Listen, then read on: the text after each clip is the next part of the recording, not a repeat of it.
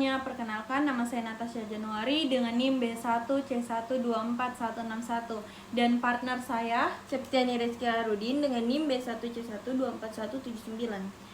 Tujuan kami dalam membuat tugas video ini adalah untuk memenuhi tugas manajemen keuangan 2. Baik, pada kesempatan kali ini kami akan mendiskusikan terkait chapter 9 The Cost of Capital pada buku Zutter dan Smart Principle of Managerial Finance tahun 2022.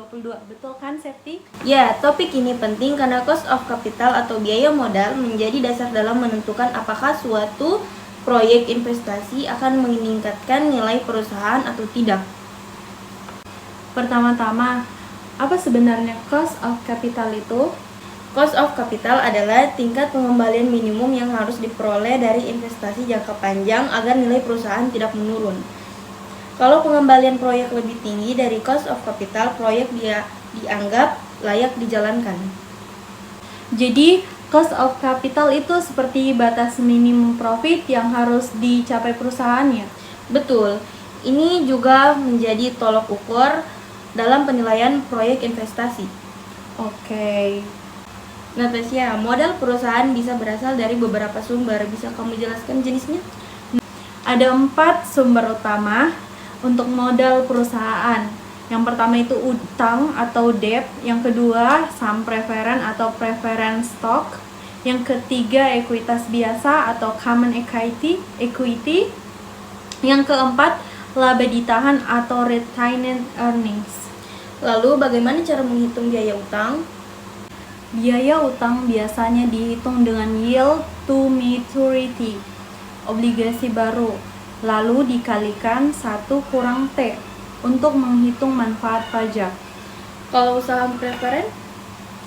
Kalau saham preferen, rumusnya RP sama dengan DP dibagi dengan NP, di mana DP sama dengan dividen preferen dan NP sama dengan hasil bersih setelah biaya penerbitan. Gimana dengan ekuitas? Ada 2 metode umum terkait dengan rumus ekuitas. Yang pertama itu rumus yang pertama Garden Growth Model, yaitu rumusnya RS sama dengan D1 dibagi dengan P0 ditambah dengan G. Rumus yang kedua CAPM, RS sama dengan RF ditambah dengan beta dalam kurung RM dikurang RF.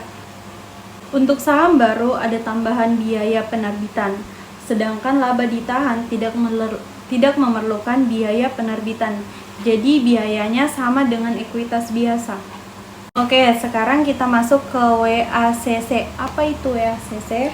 WCC atau Weighted Average Cost of Capital adalah rata-rata tertimbang dari biaya semua sumber modal.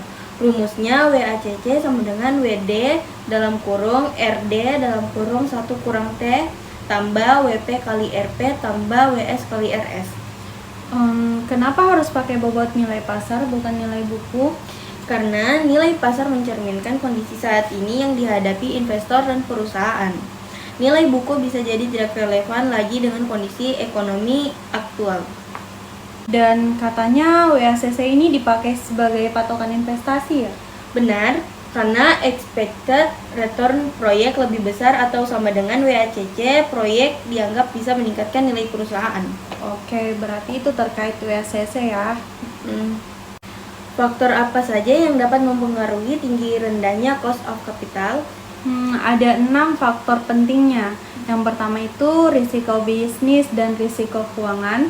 Yang kedua struktur modal perusahaan. Yang ketiga kondisi pasar, misalnya suku bunga. Yang keempat tarif pajak. Yang kelima biaya penerbitan.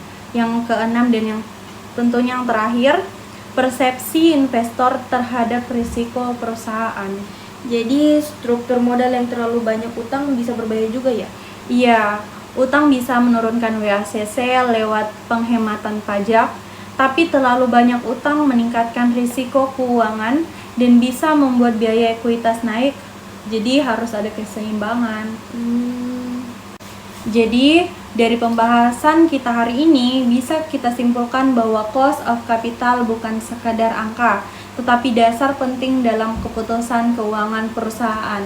Betul, dengan memahami biaya modal, perusahaan bisa menentukan struktur modal yang optimal dan mengambil keputusan investasi yang tepat untuk meningkatkan nilai perusahaan. Sekian diskusi dari kami berdua. Terima kasih atas perhatian teman-teman semua. Dadah!